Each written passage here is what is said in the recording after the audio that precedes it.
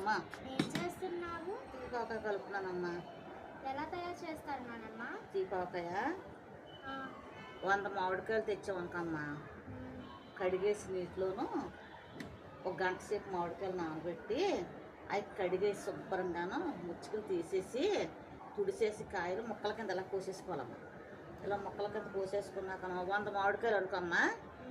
4 కేజీలు ఆవపిండి, ఇదిగో 4 కేజీలు ఆవపిండి, 2 కేజీలు ఉప్పు అమ్మా, 2 కేజీల కారం, 1/2 కేజీ ఎల్లుల్లిపాయలు, 1/4 కేజీ మెంతిపిండి. కొలతలు అన్నమాట. ఇవి కొలతల కింద అగో 2 ఆయిల్ ప్యాకెట్లు, 10 కేజీలు బెల్లం ఇవి వేసమ్మా.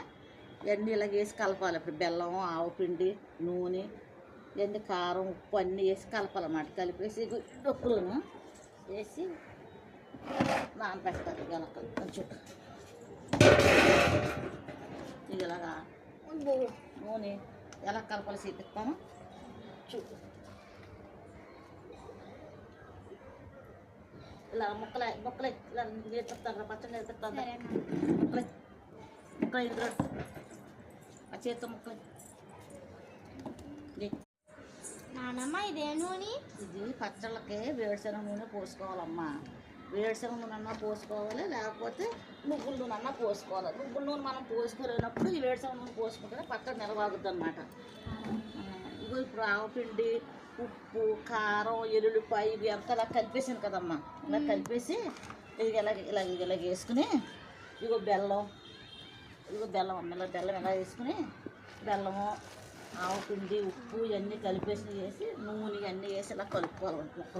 కలుపుకుని 3 రోజులు ఊరబెట్టుకుని 3వ రోజునే ఇదిగమ్మ ఇలా వేసేసి ఇలా మనం మూత పెట్టేసి ఉంచేసాం అనుకో 3 రోజులు ఉంచేసి 3వ రోజున తీసి ఎండలో పెట్టుకోవాలి. ఎండలో పెట్టుకుని అప్పుడు తర్వాత మళ్ళీ చూద్దిగా అయ్యాక సీట్ పచ్చడికైతే అమ్మ 7 నూనె పోసుకోవాలి.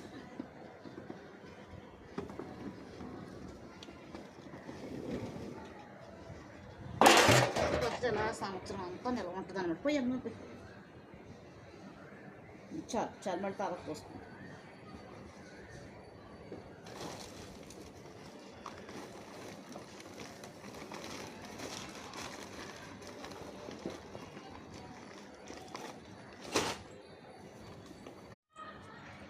ఫ్రెండ్స్, ఇప్పుడు నానమ్మ చేసిన పచ్చడిని మీరు చూసారు కదా. అలాగే పచ్చడి తయారైన తర్వాత మీకు ఎలా ఉంటుందో నెక్స్ట్ వీడియోలో చూపిస్తాము. Please like and subscribe. Thank you.